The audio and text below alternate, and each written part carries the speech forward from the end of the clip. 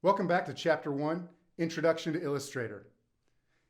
Here in Part 2, we're going to set up a custom workspace that is going to give us quick access to a lot of tools that are frequently used for most design purposes.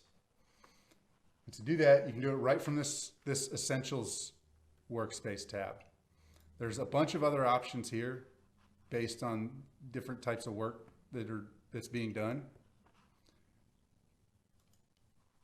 But most of them are still pretty basic. So we'll adjust this from here and then we can save it. So the first thing we're going to do is get rid of this Properties tab. Drag that out and just drop it anywhere in the middle. And then click on this little X right here to get rid of it. And we need to go up here where it says Window. Click on that and go down to Artboards. When that pulls up, you want to grab just the tab that says Artboards. Click and hold, and then drag it over here until you see this blue highlighter go around that entire panel, and let go of your mouse. And then click and hold Artboards again and move it over in between layers and libraries. Artboard, that's really just organization. Artboards get used more than libraries, so it makes sense to put it there. We can go ahead and close out of this window. We don't need asset export right now. We'll go back to window. We're going to wear that window button out setting this up. We want to go down to appearance. Now, appearance, we're going to grab that and we're going to bring it over and come down to the bottom until we see that blue line and then release. Next, we'll grab color. Color. Now, any of these tabs that you see that have these two little arrows like this, that means that you can expand it. It's got different options for how you view it. So if you click on it, a couple times, it'll change. So we're going to grab this whole window. You want to grab the bar up here at the top, click and hold. And then we'll drop that underneath of appearance. Again, looking for that blue line at the bottom, and let go. Next, we'll come up and grab swatches from the window drop down.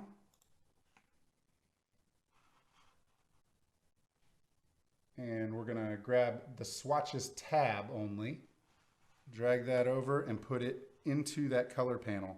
So you're going to look for the blue highlighter around that box and then let go. And that can stay right there. And then we'll go ahead and close this window out. All right, we're going to go back up to window again. We're going to come down and click on color themes. And then we're going to drag that window over and put it right inside that same box. So looking for the blue highlighter around the box, let go. And then we'll come over here to the edge until you see that double-sided arrow and drag this out just a little bit so you can see. All right, the next thing we want to grab from the window drop down is going to be stroke. And we're going to grab that entire box and we're going to drop it underneath of the color panel. So the blue line there, and then let go. Come back up to window, grab gradient, and we'll move gradient over and put it inside of that stroke panel. And then let go. You might be wondering why we're putting the gradient down here instead of in that color panel. The reason is that if you're messing with gradients, it makes it a lot easier to just come up here to adjust colors instead of having to go in between tabs. All right, so that is all of our expanded panels. Now we're going to put some tool options right in here that are just going to be little fly out icons. So let's go back over to window. We're going to grab the Align panel, grab that whole bar, and we're going to bring it over just to the left of all those panels we made until you see this blue vertical line, and then let go. And then you can click on this tiny little double arrow to collapse that. And you can leave it like this until you get comfortable with what these icons actually are. I'm going to collapse this a little bit more, and you can if you'd like, until it is just the icons. It just gives me more space out here. All right, so let's go back to Window, go down to Type, and then click on Character. And we're going to put that underneath that panel we just made. So you're going to look for this little blue line and a small transparent blue box, and let go. Back over to Window, Type again, and Character Styles. We're going to grab this box and we're going to put it inside of this panel. So you're going to look for that blue highlighter around the box, just like we were over in the larger panels, and let go. And the last tab we want to put over here is going to be Window Info. And we'll drag the full bar and put it underneath. So we're looking for the blue line in the blue box, and let go. So we are done on the right side. This toolbar gives you quick access to some basic tools that are used most commonly. We're going to add some more here. So come up here again, click on Window, Toolbars, and then check Advanced. And then finally, we want to come up to Window and click on Control, which will give us this bar here. This is why we got rid of that Properties tab, because it becomes kind of redundant when you've got this here, plus you've got an Appearance tab here, and you've got an Artboards tab.